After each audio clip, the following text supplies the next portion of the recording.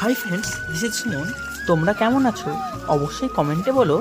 দেখতেই পাচ্ছ যে আজকে আমাদের পুকুরে আবারও জাল ফেলা হয়েছে কিছু ছোট পোনা মাছ ধরবার জন্য। আর সেই ছোট মাছগুলোকে আমাদের অন্য আরেকটি পুকুরে ফেলা আর কিছু মাছের বাচ্চা অন্য মাছ ব্যবসায়ীদেরকে বিক্রি করে দেওয়া হবে।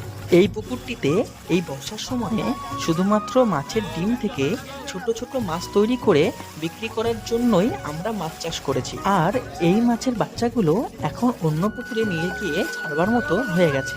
তাই আজকে অল্প কিছু ধরা হবে, বাকিটা অন্যদিন ধরে বিক্রি করে দেওয়া হবে। এই আফার মধ্যেই কিছু মাছ জাল থেকে তুলে নেওয়া হয়েছে আর বাকিটা আবার জলে ছেড়ে দেওয়া হচ্ছে। ছোট মাছের সঙ্গে কিছু বড় মাছও রয়েছে, তাই সেগুলো আগে জলে ছেড়ে দেওয়া হচ্ছিল। আর একটা কাকু বলেছে কিছু ছোট সাইজের আমেরিকান তেলাপিয়া ও লাইলন টেক্কা মাছ কিনে নেবে, তাই সেইগুলো আলাদা করে জালি থেকে বেছে নেওয়া হচ্ছিল। কিভাবে পুকুরে আপা থেকে মাছ দাঁড়িপাল্লা দিয়ে ওজন করে বিক্রি করা হয় আমি নিয়ে আসছি পরের ভিডিওতে।